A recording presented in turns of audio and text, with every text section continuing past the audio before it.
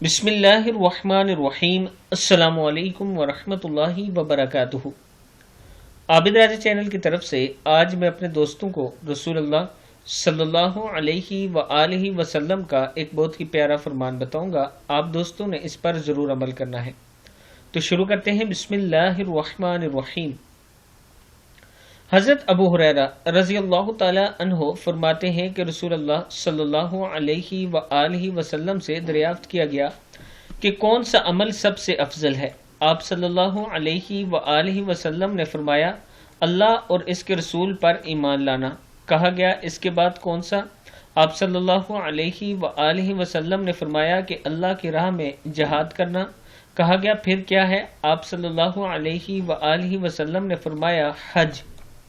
सही बुखारी किताब का हवाला ये मौजूद है, हदीस नंबर 26 है, आप देख सकते हैं।